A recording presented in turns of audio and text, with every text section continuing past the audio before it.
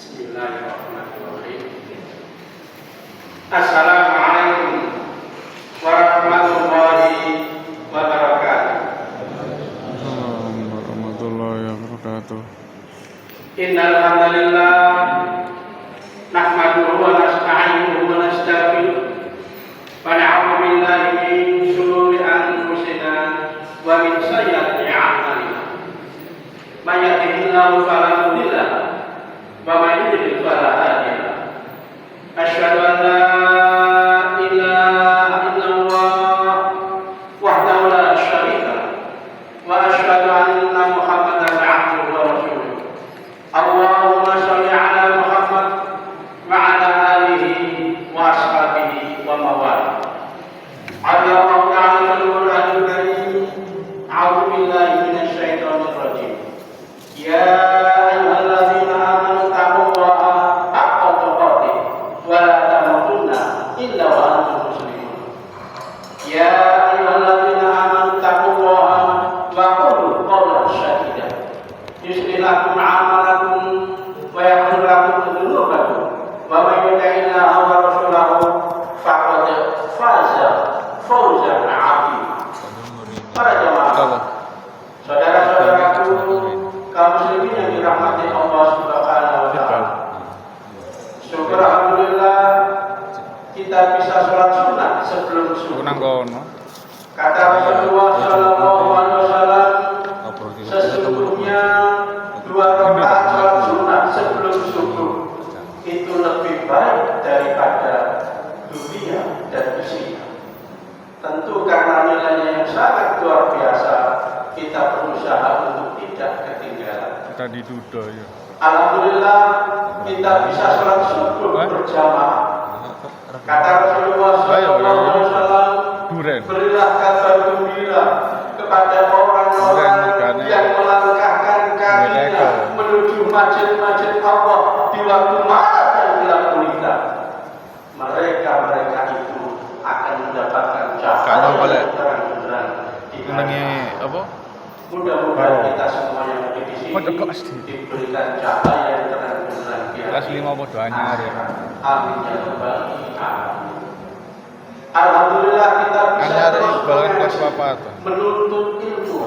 Kata Rasulullah sallallahu alaihi wasallam, barang siapa mencari sungguh-sungguh menuntut ilmu, maka Allah memberikan jalannya. Mudah-mudahan kita semua yang di sini dimudahkan jalan kita menuju surga. Amin ya rabbal alamin. Itu motivasi bagi kita untuk terus istiqomah melakukan kebaikan. Para jamaah, saudara-saudaraku kaum muslimin yang berbahagia, amalan kegiatan yang paling dibenci oleh iblis adalah pengajian. Maka iblis berupaya bagaimana umat manusia ini gak perlu ngaji. Karena kalau manusia itu ngaji, mendapatkan ilmu, maka iblis tidak akan mendapatkan kawan di neraka. Maka yang namanya pengajian itu mesti gak banyak. Paling banter 60 orang.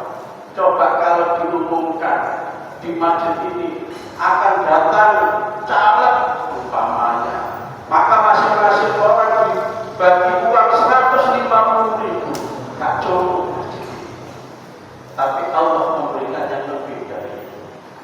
Para jamaah, saudara-saudaraku kaum muslimin yang berbahagia, pada kesempatan kali ini sudah saya siapkan materi yang tentu mudah-mudahan ini bermanfaat bagi kita semua, yaitu orang yang didoakan oleh malaikat.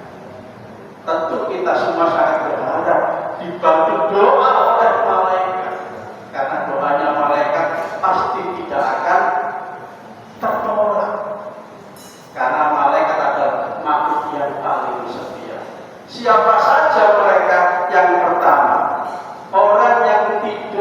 dalam keadaan suci. Rasulullah SAW dalam satu hadis yang diriwayatkan Abdullah bin Umar radhiyallahu anhu dikatakan, Rasulullah SAW bersabda, siapa yang tidur dalam keadaan suci, malaikat akan bersamanya di dalam pakaiannya.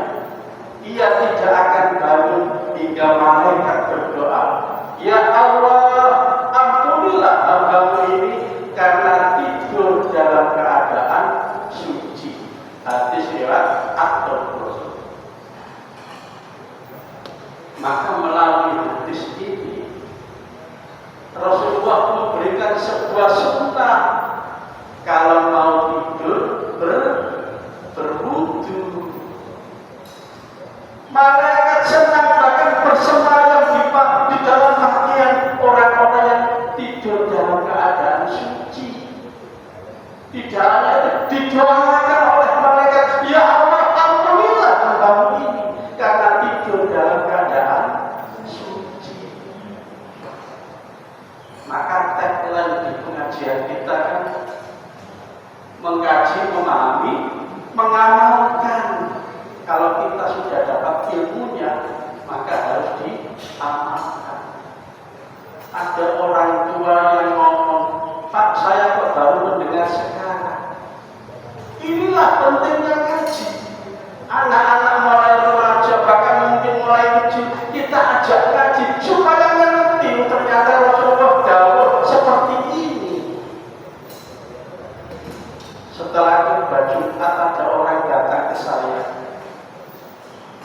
Saya itu setiap mau tidur ke kamar kecil, Pak Ustaz, cuman pipis doang. Kan emang wudu sekali ya. Dalam keadaan suci, malaikat bersemayam di dalam pakaiannya dan didoakan. Jamaah di mana-mana mulai merenung, iya selama ini saya kok tidak berwudu kalau mau tidur. Bahkan mungkin sudah sampai setelah ini loh. Maka ini harus disebarkan ilmu ini, luar biasa kalau kita tahu. Diampuni dosanya, dibantu doa oleh malaikat. Kita sudah dapat satu ilmu. Bahkan di hadis lain Rasulullah menyampaikan, barang siapa menuju ranjangnya mau tidur membaca la ilaha illallah wahdahu la syarika lahul mulku wa lahul hamdu wa huwa ala kulli syai'in qadir la haula wa la quwwata illa billah subhanallah walhamdulillah wa la ilaha illallah wallahu akbar. Apa kata Rasulullah SAW? Diampuni dosa-dosanya walaupun sebanyak buih di lautan. Kesempatan seseorang untuk diampuni dosa-dosanya, mau tidur berpikir semacam paham lagi? Alhamdulillah. Itulah perlunya ngaji. Saya mikir kalau molo-molo urusan politik mungkin sudah ada yang menyampaikan, tapi permasalahan sunnah-sunnah Rasul ini yang jarang disampaikan, bahkan jarang yang tahu. Maka ini perlu saya sampaikan. Yang kedua, orang yang didoakan oleh malaikat adalah seseorang yang sedang mengajarkan kebaikan kepada orang lain. Rasulullah SAW bersabda, keutamaan seorang alim atas seorang ahli ibadah bagaikan keutamaan atas seorang yang paling rendah di antara kalian. Sesungguhnya penghuni langit dan bumi, bahkan semut yang di dalam lubangnya, dan bahkan ikan-ikan, semuanya bersorak mendoakan kepada orang yang mengajarkan kebaikan kepada orang lain. Hadis riwayat Tirmidzi. Inilah fadilah yang utama bagi siapapun yang mengajarkan kebaikan kepada orang lain. Mengajarkan kebaikan bukan hanya tugasnya ustaz atau guru atau pengajar. Kita juga punya peluang untuk mengajarkan kebaikan. Paling tidak ketika kecil anak-anak kita didik membaca Al-Quran, alif, ba, ta, sa, jim. Kita ajari membaca Al-Fatihah, paling tidak.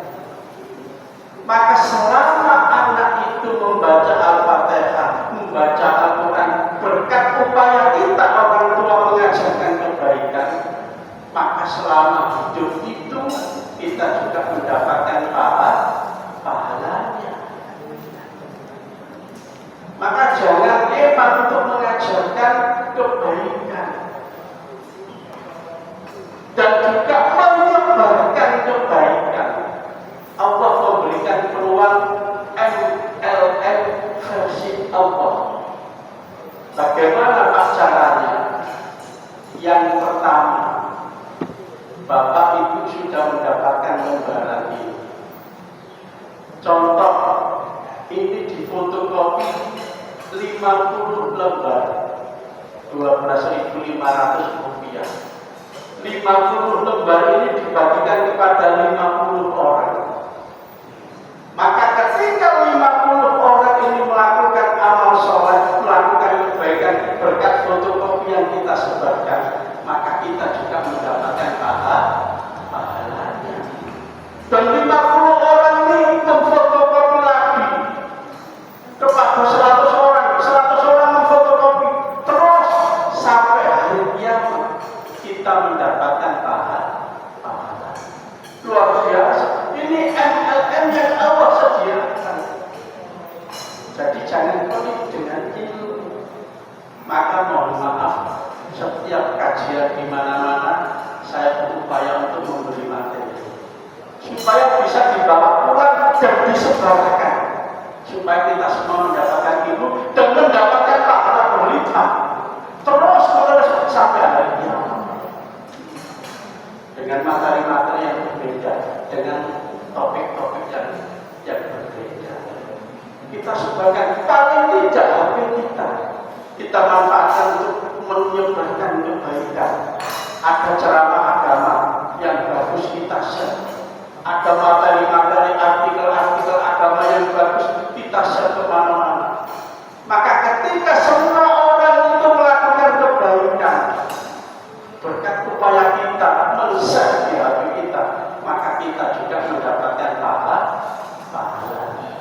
Termasuk pengajian ini ada undangan pengajian kita share kemana-mana. Ketika orang-orang itu datang pengajian, kita juga mendapatkan pahala. Allah sangat terbuka lebar untuk memberikan pahala kepada kita. Inilah MLM yang Allah sediakan. Sementara banyak orang tidak tertarik, lebih tertarik dengan MLM duniawi yang ketika seseorang ikut menjadi anggotanya mendapatkan sekian dan sebagainya. Yang ketiga, orang yang didoakan oleh malaikat adalah orang yang sedang menjenguk orang sakit. Rasulullah SAW bersabda, tidaklah seorang mukmin menjenguk saudaranya kecuali Allah akan mengutus 70.000 malaikat untuknya yang akan bersolawat kepadanya di waktu siang kapan saja hingga sore dan di waktu malam kapan saja hingga subuh. Hadis riwayat Ahmad. Inilah keutamaan fadilah orang-orang yang mengunjungi orang sakit. Sampai-sampai Allah mengirim 70.000 malaikat. Tidak satu, tidak dua, 70.000 malaikat kepadanya dan mendoakannya. Maka tentu dengan pengetahuan ini kita semangat untuk mengunjungi, ada jamaah, ada saudara, ada keluarga yang sakit, segera kita kunjungi. Di situ Allah mengirimkan 70.000 malaikat dan mendoakan. Tidak harus di rumah sakit, termasuk mungkin di rumah kita segera mengunjungi. Paham ya? Kita lanjutkan. Nomor 4, orang didoakan oleh malaikat adalah orang yang mendoakan saudaranya tanpa sepengetahuan orang yang didoakan. Rasulullah SAW bersabda, doa seorang muslim untuk saudaranya yang dilakukan tanpa sepengetahuan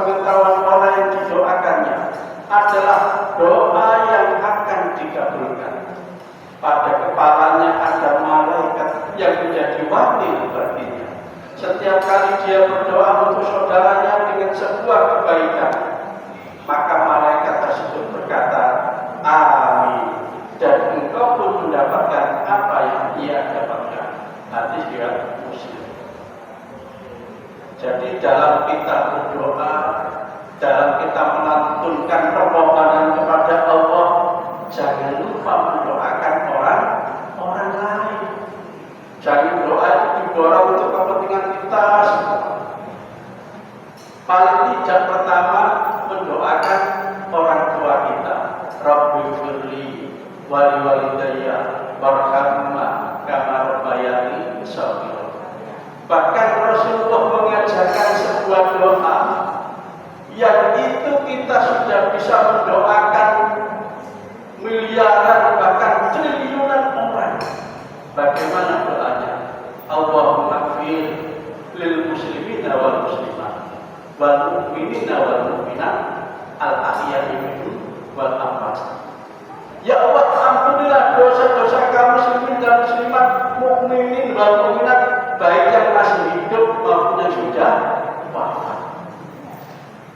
Berarti mulai sekarang sampai Nabi Adam dulu kita doakan. Berapa banyak orang sudah kita doakan. Maka ketika seseorang mendoakan orang lain tanpa sepengetahuannya, di atasnya ada malaikat. Di atas kita ini ada malaikat yang mengaminkannya.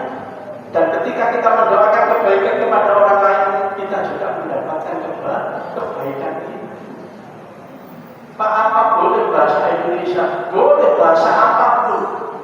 Kita doakan, ya Allah, berilah kesembuhan kepada Ustaz Imam Syaukani umpamanya, agar bisa memberikan pengajian lagi. Atau siapa saja, silakan, bahasa Indonesia, bahasa Jawa, mendoakan orang lain. Jangan perlu. Karena kebaikan yang mereka peroleh, kita juga akan mendapatkan kebaikan. Paham ini? Kita lanjutkan. Yang nomor 5, orang yang didoakan oleh malaikat, yaitu orang-orang yang melakukan sholat subuh dan asar secara berjamaah. Rasulullah SAW bersabda, para malaikat berkumpul pada saat sholat subuh, lalu para malaikat yang menyertai hamba pada malam hari yang sudah bertugas malam hari hingga subuh naik ke langit. Dan malaikat pada siang hari tetap tinggal. Kemudian mereka berkumpul lagi pada waktu sholat asar. Dan malaikat yang ditugaskan pada siang hari hingga sholat asar naik ke langit. Sedangkan malaikat yang bertugas pada malam hari tetap tinggal. Lalu Allah bertanya kepada mereka, para malaikat itu, bagaimana kalian meninggalkan hamba-Ku? Mereka malaikat menjawab, kami datang sedangkan mereka sedang melaksanakan sholat, dan kami tinggalkan mereka sedangkan mereka sedang melakukan sholat. Maka ampunilah mereka pada hari kiamat. Hadis riwayat Ahmad. Maka melalui hadis ini Rasulullah memberikan informasi bahwasanya pergantian waktu malaikat melaporkan aktivitas seorang hamba kepada Allah itu dilakukan pada waktu subuh dan asar. Pergantian malaikat. Maka Allah bertanya kepada malaikat-malaikat yang datang kepada Allah pada waktu subuh dan asar, kamu datangi hamba-Ku sedang apa? Oh, dia sedang sholat subuh berjamaah, ya Allah. Kamu tinggalkan hamba-Ku sedang apa? Oh, dia sedang sholat asar berjamaah, ya Allah. Terus begitu. Maka apa kata mereka? Maka ampunilah mereka pada hari kiamat. Didoakan oleh malaikat. Tentu ini mengandung pengertian bukan berarti sholat berjamaah itu disarankan hanya subuh dan asar, tidak. Tentu kita berupaya punya itikad, punya kemauan yang keras. Kalau bisa sholat berjamaah 5 waktu di masjid. Angel Pak, memang angel kalau tidak terbiasa. Kalau terbiasa sangat eman meninggalkannya. Kita bertekad bagaimana caranya saya bisa sholat 5 waktu berjamaah di masjid. Waktu kan kita yang ngatur. Iya. Diatur. Ada satu kisah inspiratif lain. Mudah-mudahan kita ingat ini ya. Ada seorang laki-laki bekerja di sebuah perusahaan asing di Jakarta. Dia mendapatkan gaji 30 juta per bulan. Itu beberapa tahun yang lalu. Dan dia juga mendapatkan fasilitas kendaraan dinas, rumah dinas, dan tunjangan-tunjangan yang lain. Dan dia boleh melaksanakan ibadah sholat walaupun perusahaan asing, tidak dilarang. Dalam kondisi pendapatan dan fasilitas yang luar biasa ini, sang laki-laki ini membuat satu keputusan yang luar biasa. Apa keputusannya? Dia mengundurkan diri dari perusahaan. Dia keluar dari perusahaan asing tersebut. Semuanya kaget. Loh, kok keluar? Dikala banyak orang mencari pekerjaan sulit atau mendapatkan pekerjaan yang gajinya kecil, justru laki-laki ini keluar. Dia ingin mencari pekerjaan lain. Apa yang disampaikan laki-laki? Ini yang membuat kita terlenung. Dan Allah bangga dengan laki-laki. Dia menyampaikan, saya memang mendapatkan sesuatu, tidak kekurangan. Saya serba berkecukupan. Tapi ada satu keresahan di dalam diri saya. Ketika saya tidak bisa sholat duhur dan asar berjamaah. Daripada saya tidak bisa sholat duhur dan asar berjamaah, lebih baik saya keluar dari perusahaan, saya cari pekerjaan yang bisa sholat duhur dan asar berjamaah. Akhirnya laki-laki ini menjadi konsultan di beberapa perusahaan dan gajinya lebih besar dari perusahaan asing tersebut. Inilah janji Allah. Ketika seseorang mementingkan kepentingan akhirat, lebih menegakkan syariat Allah, maka Allah mencukupi semua kebutuhannya. Kira-kira bisa nggak? Angel. Butuh sesuatu. Maka mudah-mudahan kita menjadi orang yang bertekad untuk menegakkan sholat 5 waktu berjamaah di masjid. Silakan masjid mana saja. Kita lanjutkan nomor 6. Orang yang didoakan oleh malaikat adalah orang yang duduk menunggu sholat berjamaah. Rasulullah SAW bersabda, tidaklah salah seorang di antara kalian yang duduk menunggu sholat selama ia berada dalam keadaan suci, kecuali para malaikat akan mendoakannya. Ya Allah, ampunilah dia. Ya Allah, sayangilah dia. Hadis riwayat Muslim. Inilah fadilah keutamaan orang-orang yang duduk menunggu sholat berjamaah. Maka tentu kita harus menjadi bagian orang-orang yang lebih awal, karena didoakan oleh malaikat. Apalagi ketika selesai sholat maghrib umpamanya, sambil menunggu isya, banyak masjid-masjid mengadakan pengajian. Di samping mengkaji mendapatkan ilmu, maka tentu itu juga menjadi bagian dari menunggu sholat isya berjamaah. Terus didoakan oleh malaikat. Luar biasa. Kesempatan itu jangan kita sia-siakan.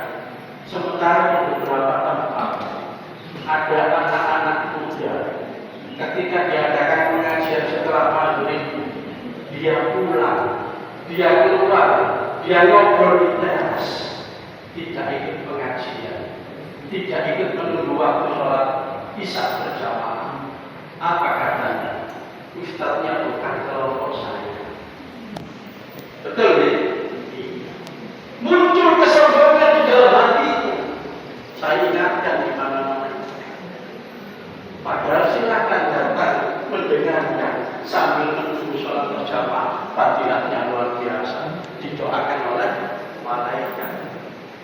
itu sangat dimudahkan jalannya menuju surga.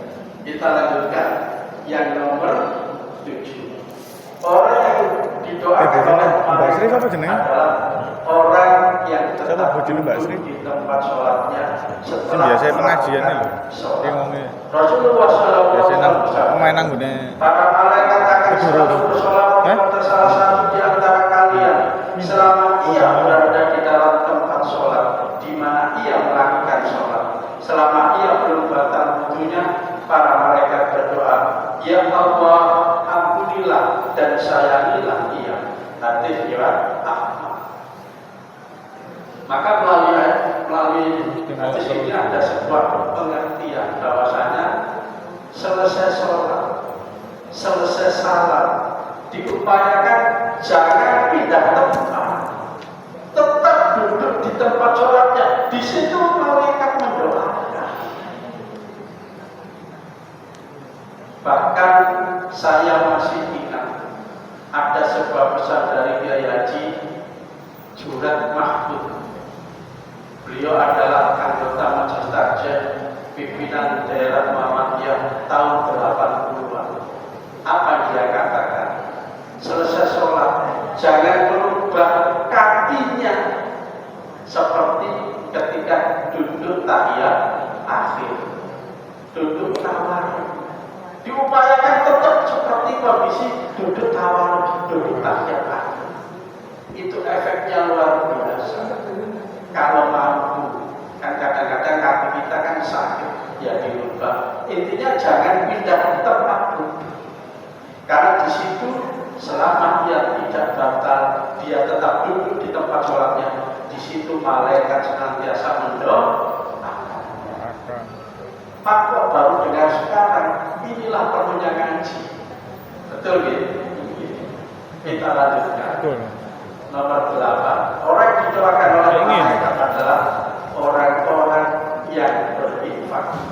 Rasulullah SAW bersabda, tidak satu pun di mana pada pagi harinya seorang hamba ada padanya 2 malaikat turun kepadanya. Salah satu di antara keduanya berkata, Ya Allah, berikanlah hati bagi orang yang berinfak. Dan lainnya berkata, Ya Allah, hancurkanlah harta orang yang pelit atau bakhil. Hadis riwayat Bukhari Muslim. Jadi pada pagi hari semacam itu ada 2 malaikat berdoa.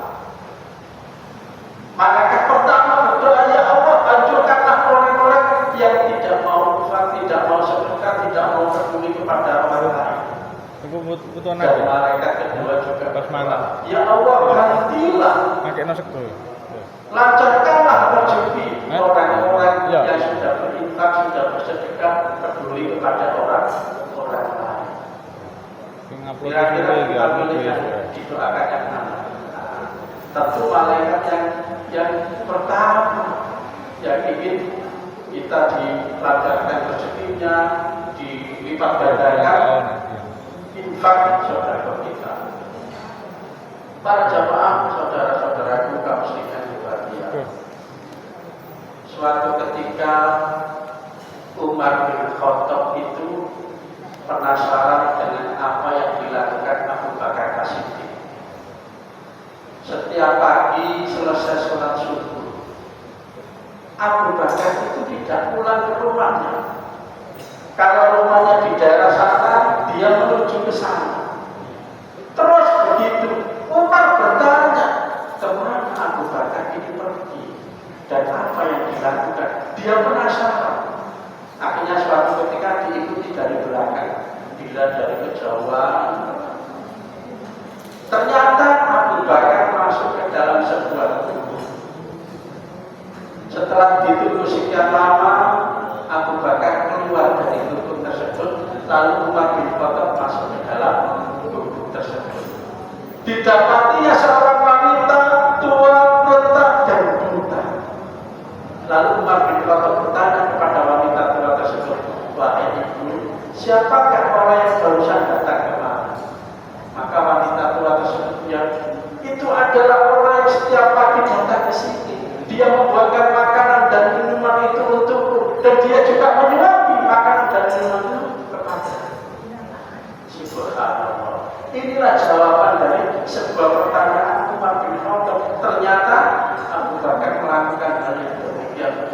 mulia.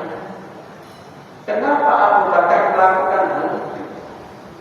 Ketika Rasulullah SAW sebelum wafat, Abu Bakar bertanya kepada Rasulullah, "Ya Rasul, amal apa yang sampai lakukan akan aku teruskan?" Abu Bakar ingin tahu Rasulullah pasti punya amalan mulia. Saya ingin meneruskan amalan itu. Apa kata Rasulullah?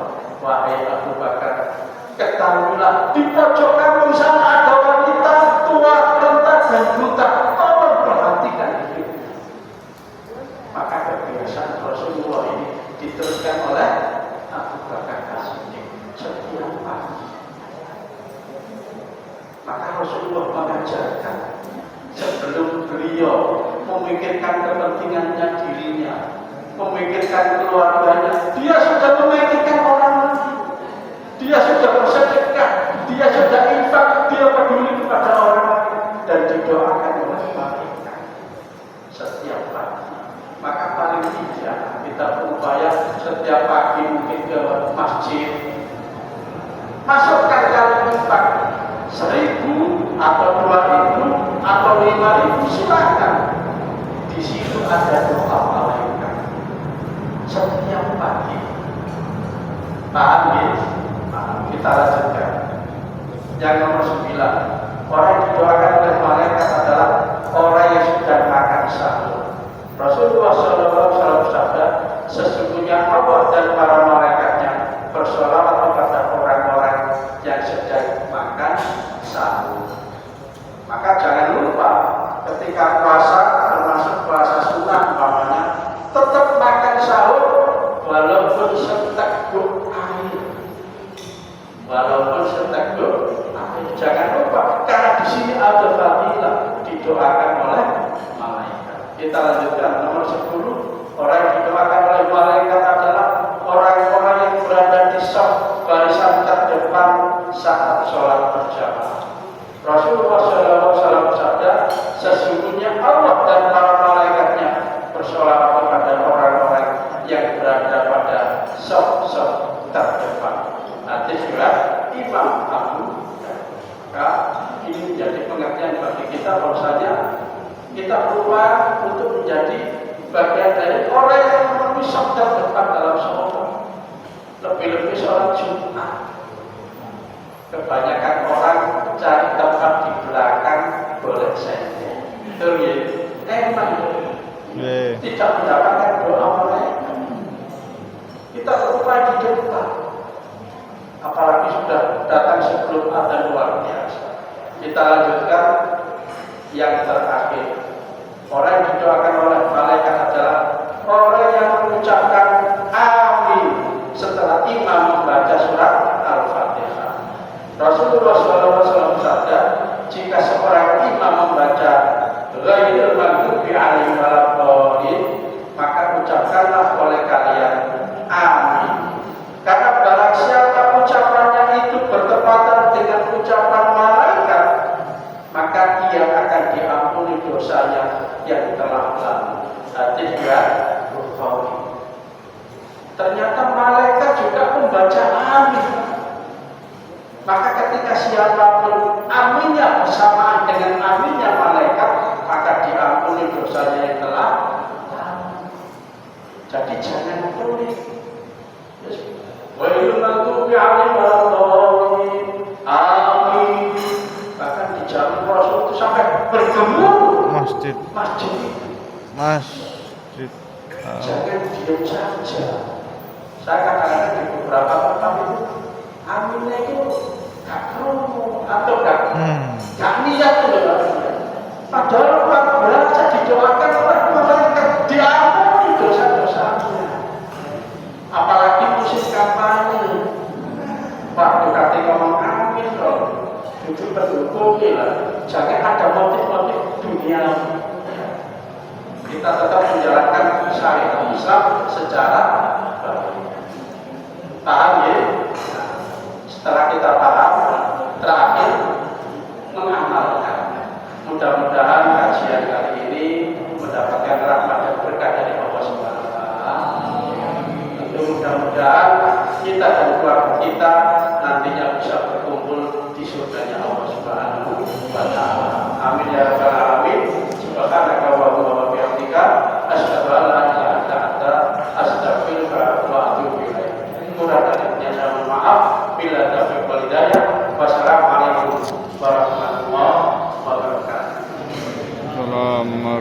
warahmatullahi wabarakatuh.